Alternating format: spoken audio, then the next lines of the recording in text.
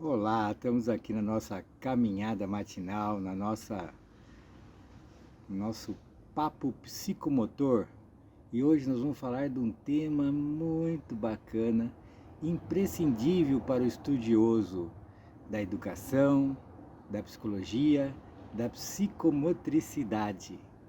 Nós vamos falar sobre consciência. Você já tentou definir o que é consciência? É sobre isso que nós vamos falar. Vamos lá?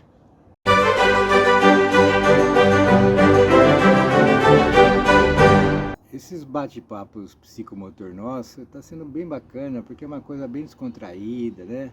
Eu me sinto bem à vontade, como se estivesse batendo um bate-papo mesmo com vocês aí, tomando café às vezes. E é uma coisa muito gostosa, muito informal, né? Isso que está sendo bacana. E nesse sentido eu vou aproveitar e convidar o nosso grande mestre Carl Gustav Jung para participar desse bate-papo psicomotor de hoje, né?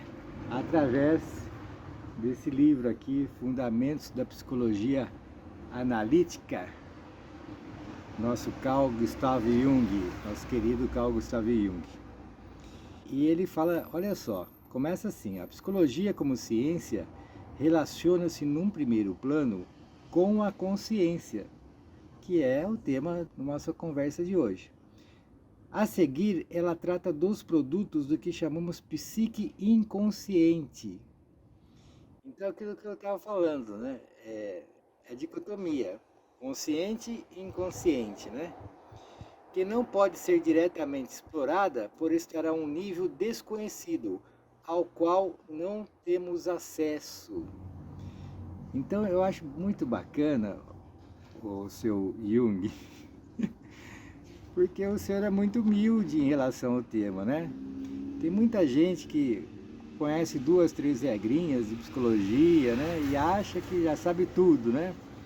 Agora, o senhor sabe que a gente sabe muito pouco, principalmente em relação à psique, né?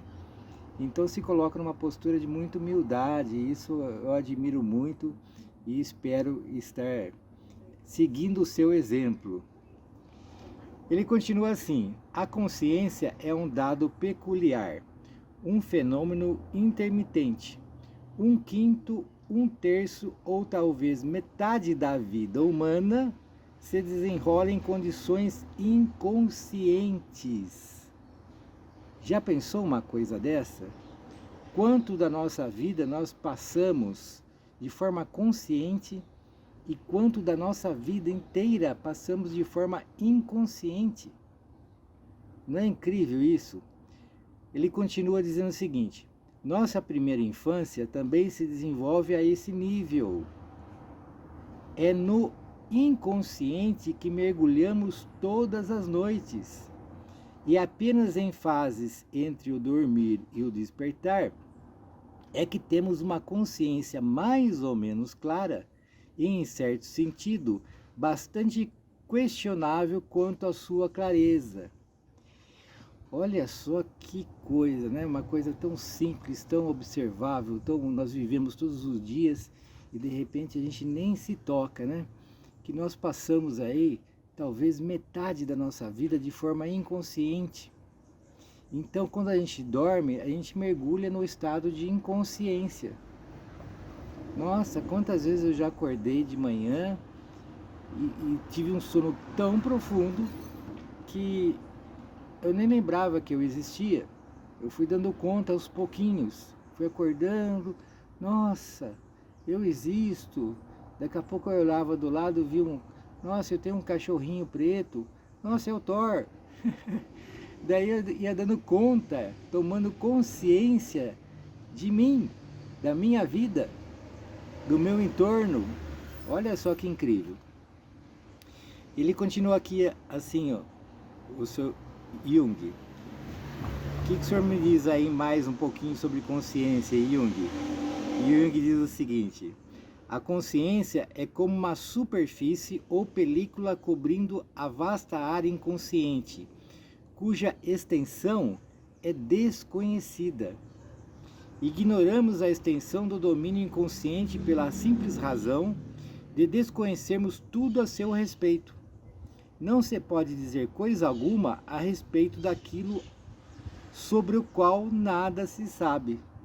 Poxa vida, Jung, sua sinceridade é fora de série. Se é inconsciente, como que nós podemos saber alguma coisa que nos é inconsciente, não é mesmo? Ele continua assim: quando dizemos inconsciente, o que queremos sugerir é uma ideia a respeito de alguma coisa, mas o que conseguimos é apenas exprimir nossa ignorância a respeito da sua natureza. Vai falar o que, né? É isso mesmo. Vamos lá. Assim, essa crítica deverá nortear todo o ponto de vista e a afirmação que eu fizer ao longo das conferências. Aqui ele estava falando, porque esse texto aqui é de uma conferência que ele deu. Quando tratar do inconsciente, tudo será como se, e vocês nunca deverão esquecer tal restrição. Nossa, isso aqui, quando eu li isso a primeira vez, eu nunca mais esqueci. Então, quando a gente tratar de coisas do inconsciente, e eu estendi isso para mim em relação à psique, tudo deverá ser como se, e não é dessa maneira. Porque daí a gente tem uma postura de humildade diante do tema. Então, diante dessa postura de humildade, nós temos condições de avançar mais no conhecimento. Agora, se nós colocamos é assim e ponto final, vira uma convicção, vira um postulado, aí nós teremos dificuldades de sair desse campo restrito, desse conhecimento ali formatado de forma rígida. Então, tudo em relação à psique e ao inconsciente, como se, olha que dica maravilhosa que o Jung nos dá. O mundo da consciência, continua ele, caracteriza-se sobremaneira por uma certa estreiteza. Ele pode aprender poucos dados simultâneos num dado momento. Olha só que interessante, né?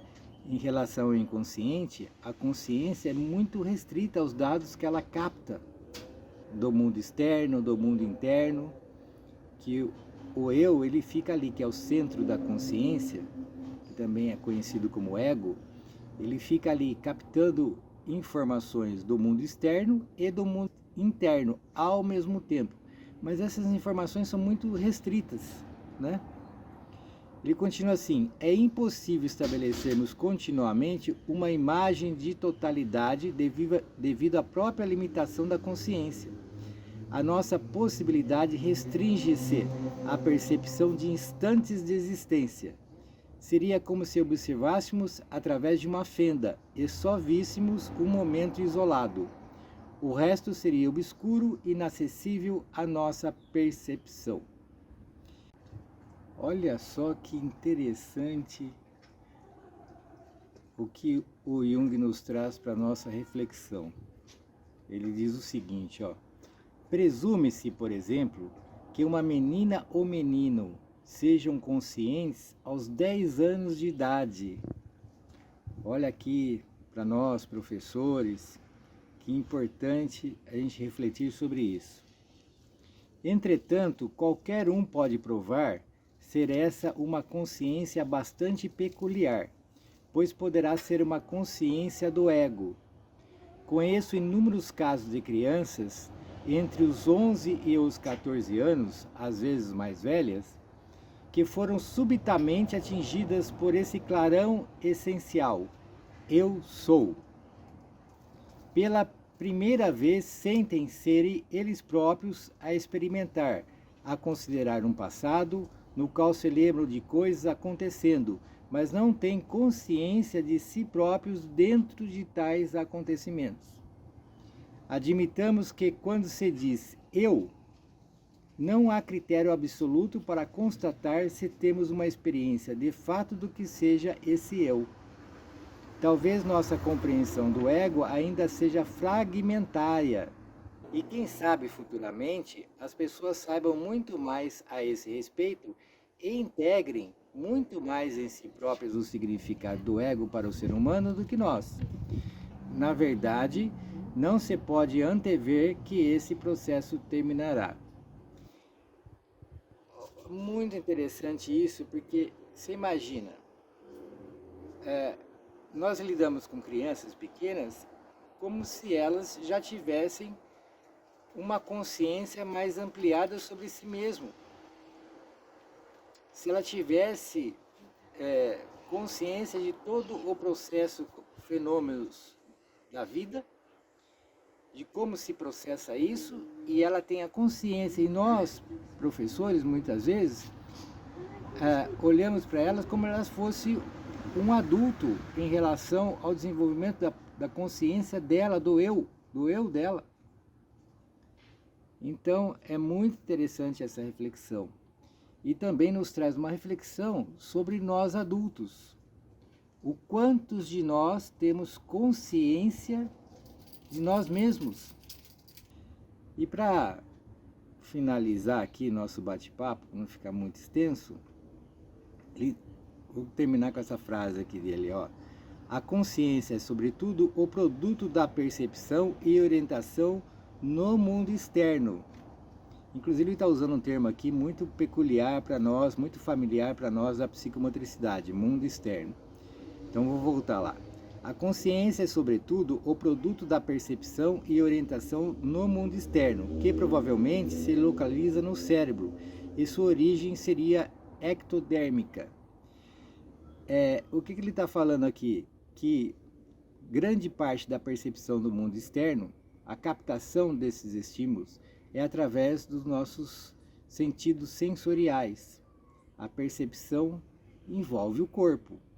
Então o corpo participa com os 5 sentidos da captação e o cérebro ali seria a dimensão física dessa percepção. No tempo de nossos ancestrais, essa mesma consciência derivaria de um relacionamento sensorial da pele com o mundo exterior. É bem possível que a consciência derivada dessa localização cerebral retenha tais qualidades de sensação e orientação. Então, olha só que interessante. O corpo, como a gente costuma dizer, essa dupla, corpo e ego, estão muito próximas, muito identificadas. Embora o ego já esteja na dimensão psíquica e o corpo na dimensão física, mas o corpo e o ego, na verdade é o eu, né? O ego é o nome latim que foi dado para o eu. Eu, aquele centro da minha consciência.